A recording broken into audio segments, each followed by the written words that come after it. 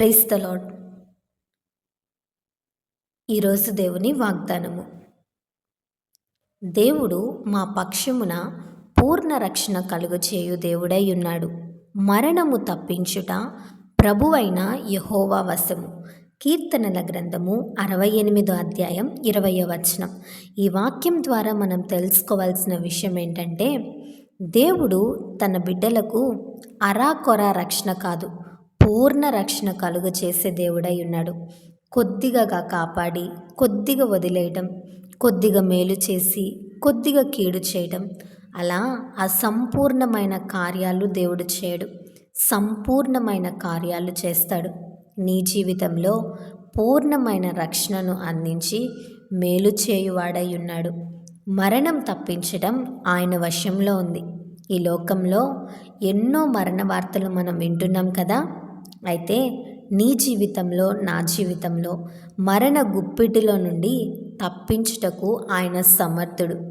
వీధులలో పసిపిల్లలు లేకుండా, రాజ్య మార్గములో యవనస్తులు లేకుండా మరణం తిరుగుతుందని ఇర్మియా గ్రంథంలో మనం చూస్తాం కదా.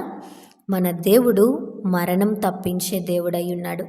ఒకవేళ నీ వయస్సును బట్టి, నీకున్న వ్యాధిని బట్టి, నీకున్న బలహీనతను బట్టి మరణం రాబోతుందని చెప్పబడుతుందేమో.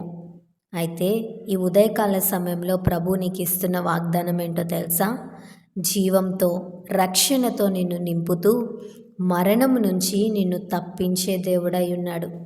ఈ లోక సంబంధమైన మరణము మాత్రమే కాదు, రాబోతున్న రెండవ మరణం అంటే నిత్య నరకాన్ని కూడా తప్పించడానికి సమర్థుడు. ఈ ప్రపంచంలో రెండవ మరణాన్ని తప్పించేవారు ఎవ్వరూ లేరు. ప్రభు అయిన యేసుక్రీస్తు వారు మాత్రమే మనల్ని రెండవ మరణం నుండి తప్పిస్తారు.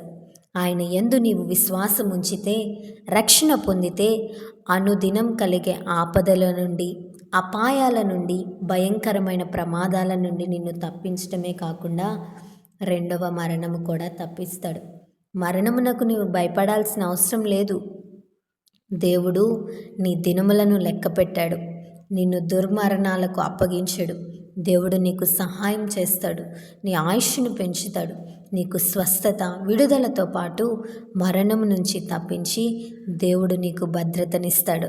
ఈ వాగ్దానం దేవుడు మనందరి జీవితంలో నెరవేర్చునుగాక. ఆమేన్. ఈ వీడియో మీకు దీవెనకరంగా, ఆశీర్వాదకరంగా అనిపించినట్లయితే లైక్ చేయండి, షేర్ చేయండి, కామెంట్ చేయండి, సబ్స్క్రైబ్ చేసుకోండి. మీ ప్రార్థన అవసరతలను మాకు కామెంట్ రూపంలో తెలపండి. మీ కొరకు తప్పక ప్రార్థిస్తాం. God bless you.